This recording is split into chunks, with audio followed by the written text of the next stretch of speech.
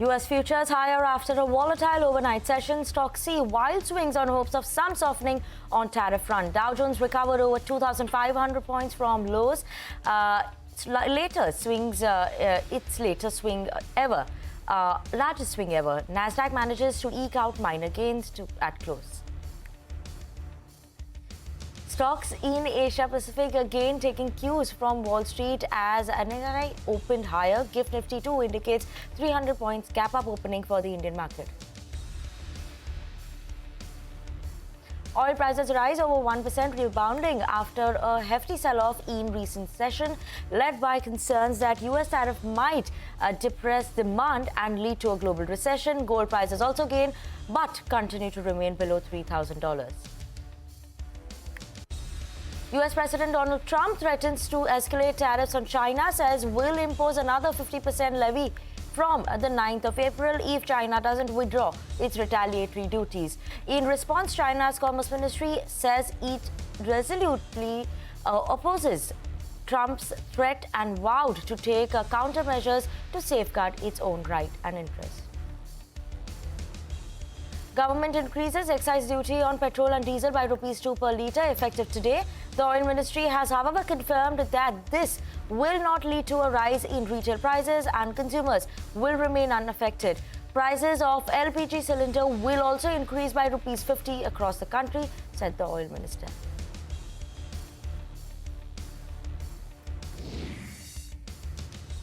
Hello, good morning. I'm Vinny Motiwala and you have tuned into Power Breakfast on CNBC TV 18. Thank you so much for tuning in as always. Now let's begin the show by talking about the big story and the big global stories that we have for you all this morning. Now, obviously, the important one is US President Donald Trump has threatened Beijing with even higher tariffs. Now, taking Truth Social, what he posted, that if China did not withdraw its tariff, the US would impose another 50% from the 9th of April. Sanjay Suri has more on this one. In possibly the most serious development we've seen yet through this round of tariff wars, Trump has now threatened China with a further 50% tariff if China does not withdraw the 34% retaliatory tariff it had imposed on US imports. Trump has asked China to back off immediately, giving it just a day. And if not, he said, the new additional tariffs would be levied against China from Tuesday. That would be a lot of tariffs on China. The US first hit China with 10%. China was the first to be hit. It then doubled that to 20%. China came back with 15 to 20% tariffs on US goods. And then in a third move, the US came back against China yet again on April the 2nd, Liberation Day, as Trump called it, announcing a further 34% tariff hit on China on top of the 20% already announced, to which China hit back, announcing 34% tariff similarly against US imports. And now this new round on Monday. This then would add up to 104% tariffs on Chinese imports unless China withdraws that 34% tariff hit that it has announced against US imports. The world is now waiting to see if China will back down or stand its ground. Backing down in the face of such demands would be capitulation of a kind the Chinese are not much known for. If China stands its ground, stands by the tariffs that it announced, this would open up a major new front in the conflict between the two biggest trading nations in the world, and the fallout will be felt in countries far beyond these two. Absolutely. Thank you so much for that. And meanwhile, China's Commerce Ministry said it resolutely opposes President Donald Trump's threat of escalating tariffs and vowed to take countermeasures to safeguard its own rights and interests. The statement further said that the U.S. will, if they increase to escalate the tariffs on China, is a mistake on top of a mistake. And China will never accept it. But if the U.S. insists on its own way, China will fight to the end. Now, on that note, let's take a look at what's happening in the Asian markets and how they've opened up this morning. Now, overall, we're seeing green coming in across the screen for Asia Pacific, especially look at the Nikkei. That opened up first and that was up almost 5%. Then we had Kospi, Hang Seng Taiwan Index. That's the one that is down. But other than that, everything is actually trading in the green. So except for the Taiwan Index, we have everything that's managing to hold on to green. Even ASX 200 is managing to hold on to some mild bit of a positive on that front. So mostly a positive Q1 handover that is coming in as of now, that we're seeing coming in from the Asian markets. Dow futures also, what we're seeing in the US futures, that is also trading slight bit of a gain right now. So yes, we have that positive handover from the Asian markets. US was not that bad, and Nifty implied open. Let's look at that because that is also indicating a positive start. 392 points, a gap up start that we're keeping an eye out on today for the Indian markets. A very different story from yesterday's trading session. But key will be again to watch out for 9th of April, and if any more announcement come in from Trump, that's something that we always keep an eye out on. But as of now, positive start for the Indian market is what we are watching out for. Like I was saying, in the US market also, it was a bit of a mixed session that came in, right? It marked an extreme swing in terms of the market, and this came in after President Donald Trump had shown no signs on backing down in terms of the tariff plans. Dow closed 349 points lower, while we saw that the S&P 500 ended with an 11-point cut only. The tech-heavy Nasdaq, that was the relative outperformance that we saw coming in, ending 15 points in the green. Stocks mounted a short-lived rally at one point of time, and that took the Dow into the positive territory as well. Speculations of some sort of the tariff pause circulated, especially on social media. We were seeing it doing the rounds, contributing to that pop that we saw coming in the US markets. Now, the White House, however, told CNBC that any talk of the 90-day pause was fake news, and major averages retreated once again. Okay, now let's move on. And as the markets plunge, recession fears are growing. US President Donald Trump doubles down on his sweeping new tariff policies, coining a term, Panikian, to mock critics and rally support. Trump wrote this on X. Now, also he said that the United States has a chance to do something that should have been done decades ago. Don't be weak. Don't be stupid. Don't be a panikin. That is a new party based on weak and stupid people. Be strong, courageous, and patient, and greatness will be the result.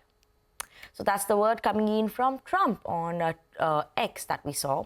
But let's move on. And Wall Street has started to speak out against tariffs now. We had JP Morgan CEO Jamie Dimon, who has warned of an inflation impact, saying that the prices of imported as well as domestic goods will go up. In his annual shareholders letter, Dimon also said that, and I quote, whether or not the menu of tariff causes a recession remains in question, but it will slow down growth. End of quote. Now, billionaire investor Bill Ackman also believes that US president is losing the confidence of business leaders around the globe due to his tariff policy. He said that America was heading towards a self-inflicted economic nuclear winter, and low-income consumers will be severely affected. Remember, Ackman had endorsed Trump during the presidential election. And BlackRock's CEO Larry Fink said that many businesses and business leaders believe that United States economy is already in a significant downturn. Now, despite the sharp criticism, Trump has shown no signs of reversing the course of action that he's taken. However, when asked whether tariffs are permanent or have some space for negotiation, this is what he had to say. They can both be true. There can be permanent tariffs, and there can also be negotiations, because there are things that we need beyond tariffs. We need open borders. There are a lot of things like opening up countries that were totally closed. China is essentially a closed country. In fact, it is a closed country. And what they do is they charge tariffs so that if you sell cars or if you sell anything, nobody's going to buy it because the price is out of control. But that's true with a lot of other countries also. So we're going to get fair deals and good deals with every country. And if we don't, we're going to have nothing to do with them. They're not going to be allowed to participate in the United States. Let's also listen to some reactions coming in on Trump's tariff orders. 11% of the U.S. economy is imports. 40% of those imports aren't finished goods. They're parts. That gets confusing, but I think you would know what I mean when I say that has a big impact on the supply chain, because it gets very, very confusing. And if this is sustained or permanent, then it would require pretty massive change in terms of the supply chain. So I think the impact is huge. 11% of our economy is like 3.3 trillion. That's the imports. It's profound, and it's self-imposed. The main thing is that this has dramatically raised the risk of a Smoot-Hawley type outcome. So Smoot-Hawley was 1930. Other countries retaliated, global trade collapsed, and the Great Depression was on. So I think that's really what has people worried about this. It doesn't have to work out that way, but this unilateral move, abrupt, is setting up a situation where you could get a dramatic downturn in the economy. So Wall Street is marking up its recession probabilities, and I think that's appropriate. And I think this is probably executive overreach compared to what Congress. You can do things like this if you want, but you probably have to have Congress weigh in on that. Okay, now just let's take a quick look at the European stocks as well. They too sank for a fourth straight session on Monday. The German DAX ended 4.13% lower in the red. French CAC also ended around more than 4.5% lower, while the British FTSE shed almost 352 points. So yes, the European market ended on the weaker note, but that was a global market action that we have for you all this morning. How is all this going to be impacting our Indian markets? Our team of research is here to set you up for trade, tell you which are the important stocks to watch out for, as well as the cues in the world of F&O. Hormas, good morning, and I'm going to start off first with you in terms of the market cues that we're watching out for. Yesterday, at the end of the day, we did see some recovery coming in for the Nifty as well, and today, a green start is what we're expecting. Good morning, Vinny. And the bulls will definitely take some heart despite that price damage that we saw yesterday. The recovery that we saw towards the close of the trading session, and of course the cues that are coming in from the GIFT Nifty, will give some confidence to the bulls going into today's trading session. But then there are lots of ifs and buts that lie ahead as well. Of course, we recovered almost 400 points from yesterday's low, and also the other positive was the fact that we closed above the low of the 4th of March, which was 21,964, even though we fell below that on an intraday basis. And the Nifty banked too, even after a 1600 point price damage. The bigger takeaway was the fact that it recovered almost 800 points from the lows of the day. HUL, of course, was the only stock that was in the positive for the Nifty in yesterday's trading session, and it was FMCG along with some recovery from the lows in IT and other index heavyweights that contributed to this up move towards the close of yesterday's trading session. The other positive, of course, is that the Dow futures are in the green, almost 800 points in the green as we speak. So that's another positive. Of course, any other spanner in the works comes from China. Of course, they have urged the US to cancel their unilateral tariff measures and Donald Trump's threats. But in case they announce any further retaliation to what Donald Trump has threatened last night, that could derail any potential recovery for the markets as well. Keep an eye out on IT stocks today, especially considering the fact that the Nasdaq ended in the green yesterday, recovering from the lows that it made earlier. The FIIs, of course, the fund flows will be key to monitor. Of course, a heavy sell figure coming in yesterday. The FIIs have nearly sold everything that they bought between the 20th and the 27th of March. To keep an eye out on that. The bulls trying their best, of course, to defend that March low. Below that low of 21,964, then yesterday's low of 21,743 becomes the next important level to watch out for. And of course, if there is any potential recovery, it could be the banks that could lead the index higher in today's session as well. So for now, it's a positive start that's in the offing. It'll be interesting to see if that sustains. Okay, Hormas, thank you so much for that. We'll keep an eye out on if this is going to be sustaining. But on that note, let's move on to Abhishek, who's here to tell us which are the important stocks to watch out for in today's trading session. Good morning, Abhishek.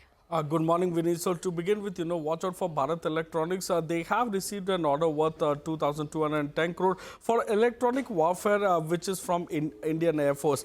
Titan has given their Q4 update, wherein the standalone business revenue has grown by 25% YOY.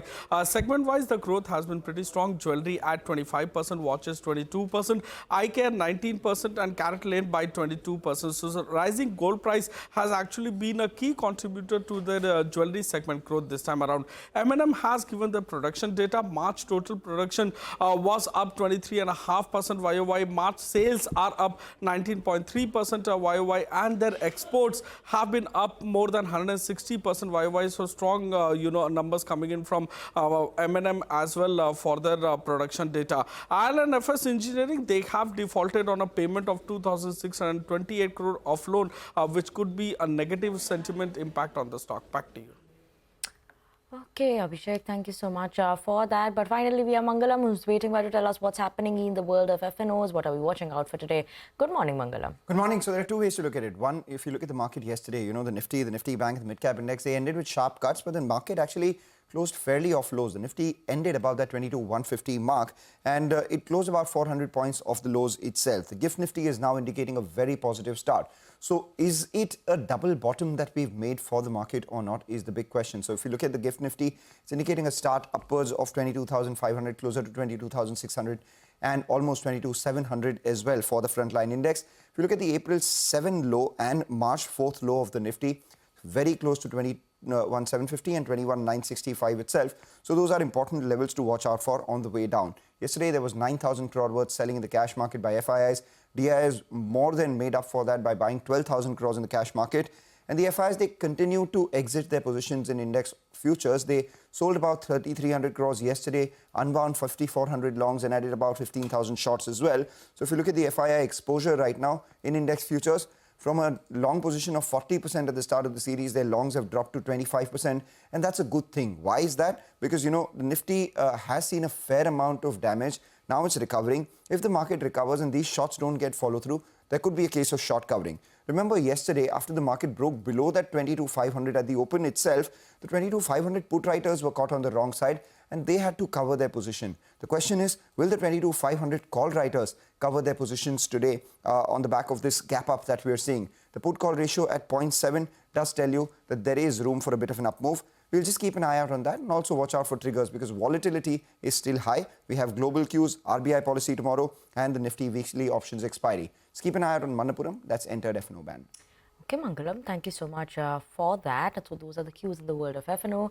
But on that note, we're going to step into a very short break. And after the break, we'll get you some updates coming in as the government has increased excise duties on petrol and diesel. More details on this one on the other side.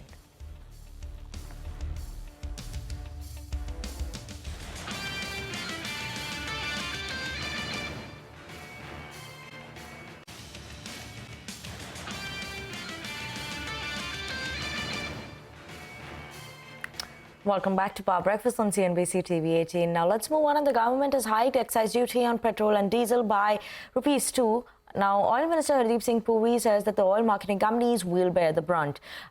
Government also hikes prices on LPG cylinder by ₹50. My colleague Sapna is here to give us more details on this one. Sapna? All these decisions are basically to take care of the under-recoveries being incurred by the oil marketing companies in terms of the LPG cylinders. For instance, the oil minister has indicated very clearly that last financial year, a massive 41,338 crores worth of under-recoveries have been incurred or rather suffered by the OMCs on LPG cylinders. And to make good that shortfall, a ₹2 increase in the excise duty on petrol and diesel has been effected. Now, around 32,000 crores is going to accrue from this price hike or rather duty hike in the current financial year, depending on the fuel consumption. How much of fuel is consumed, ultimately petrol and diesel.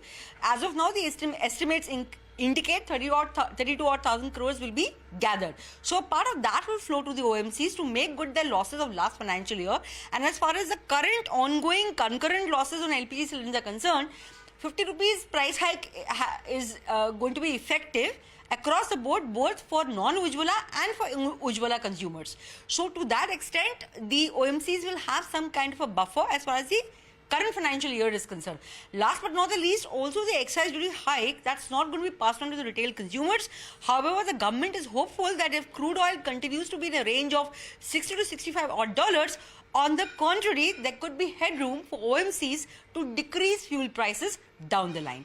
This is the situation as of now. Thank you so much for that, Sapna. On that note, we're going to step into a very short break. Up next, we'll get you the cues from the world of commodities.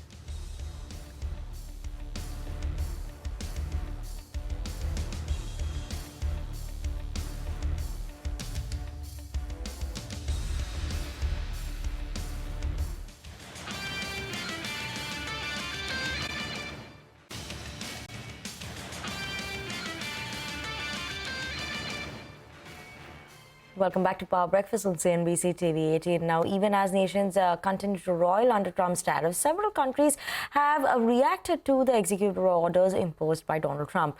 We have Dia joining in with us in a special segment, Trump Watch, with more details on this.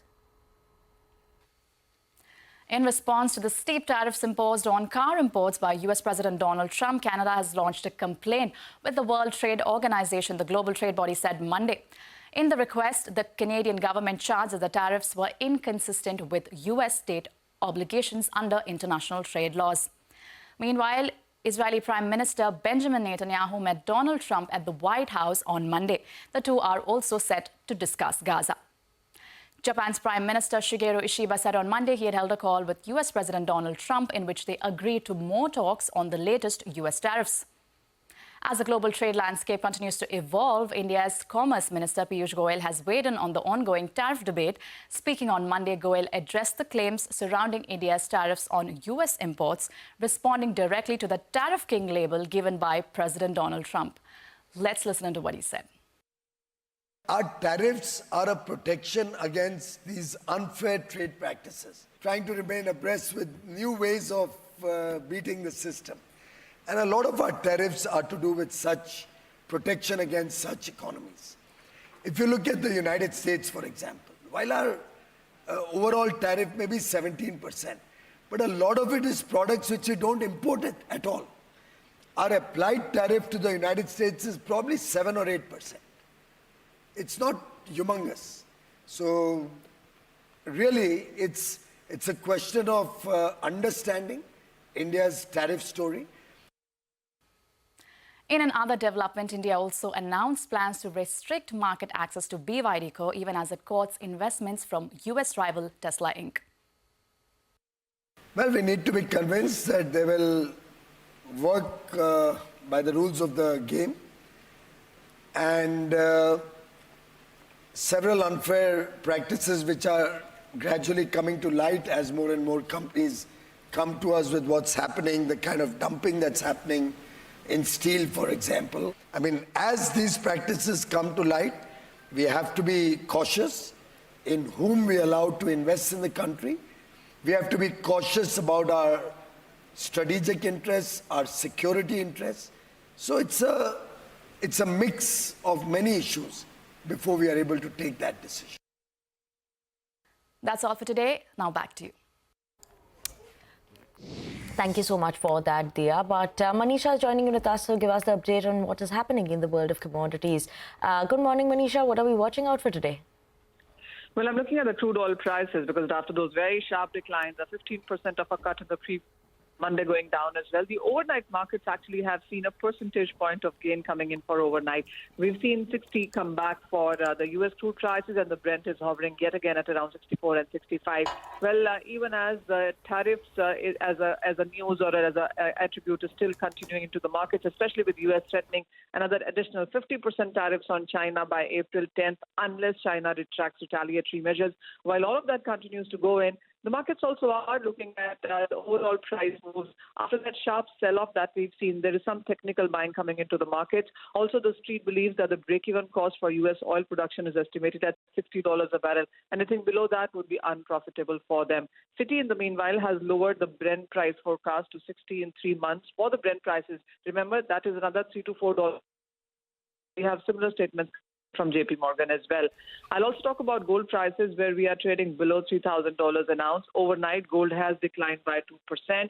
It hit a low of 2,955 as well. Investors as of now have turned to other safe havens like US dollar, Japanese yen, Swiss franc as safe havens, and gold seems to be losing a bit of a sheen because of that. Also, if you look at the US dollar itself, it's trading at off 6-month lows that it hit in the last week of March. So we've seen some reaction come in from there.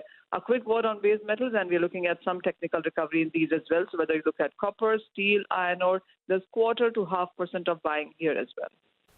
Okay, Manisha, thank you so much for that. But with that, we're absolutely out of time on this edition of Power Breakfast on CNBC TV 18. Thank you so much for tuning in.